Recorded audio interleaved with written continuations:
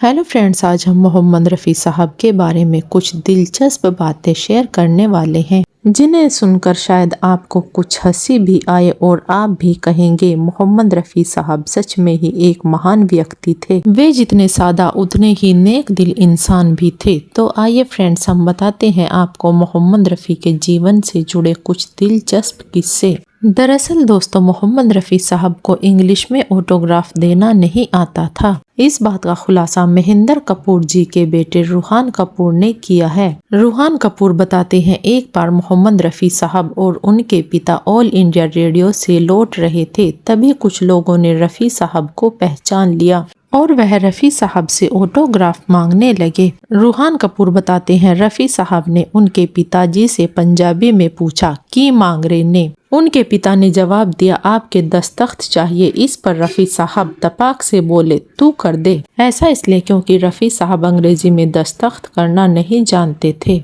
और जैसे जैसे रफ़ी साहब मशहूर होते गए उन्होंने दस्तखत करने की बाकायदा प्रैक्टिस की ताकि वो अपने प्रशंसकों को निराश न कर सकें। रफ़ी साहब के बेटे शाहिद रफ़ी बताते हैं, जब वो दस्तखत करने के लिए प्रैक्टिस करते थे तो बहुत सारे कागज बर्बाद कर देते थे, लेकिन जब वो दस्तखत करने में परफेक्ट हो गए तो एक पत्रकार ने उनके दस्तखत की तारीफ करते हुए कहा था, पूरी फिल्म इंडस्ट्री में उनके दस्तखत सबसे सुंदर हैं। रफ़ी साहब को पतंग उड़ाने का बेहद शौक था। उनकी पतंग काले रंग की हुआ करती थी। हवा में उड़ती हुई काली पतंग इस बात का संकेत होती थी कि रफ़ी साहब अपने घर की छत पर पतंग उड़ा रहे हैं। रफ़ी साहब पतंग उड़ाने के लिए खास मांझा पंजाब से मंगवाते थे। पतंग उड़ाने की जब बात आती थी तो हमेशा शांत रहने वाले मोहम्मद रफ़ी कंपटीशन पर उतर जाते थे और उन्हें किसी से अपनी पतंग कटवाना बिल्कुल भी पसंद नहीं था। रफ़ी साहब की जिंदगी के कई हंसाने वाले पहलू भी हुआ करते थे जिसके बारे में बहुत कम लोग जानते हैं।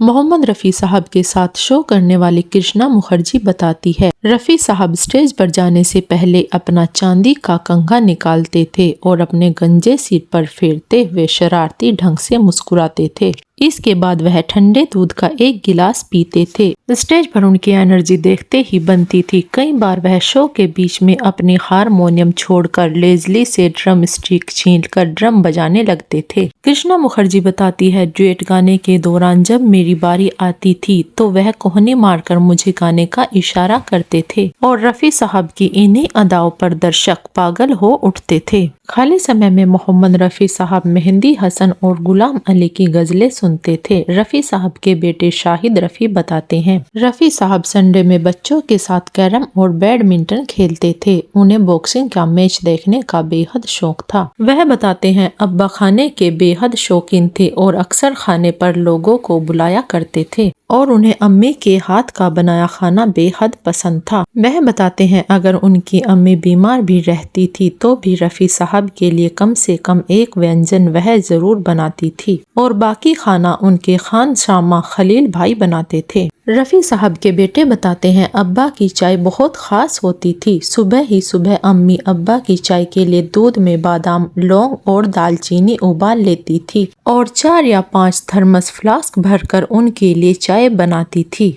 ये थर्मस वह अपने साथ स्टूडियो लेकर जाते थे और वह सिर्फ घर की बनी ही चाय पीते थे। वह बताते हैं, रफ़ी साहब को ठेठ पंजाबी की तरह दूध पीने का बेहद शौक था। जब उनकी कोई रिकॉर्डिंग नहीं होती थी तो वह लॉन में बैठ जाते थे और जब दूध वाला दूध लाता था तो वह 2 बोतल दूध बाहर ही पी जाते थे और दूध वाला तब उनकी अम्मी से शिकायत करता था कि उनका दूध कम पड़ गया है। रफ़ी साहब के इन चुलबुले अंदाज को लेकर आपका क्या कहना है, हमें कमेंट में जरूर बताएं।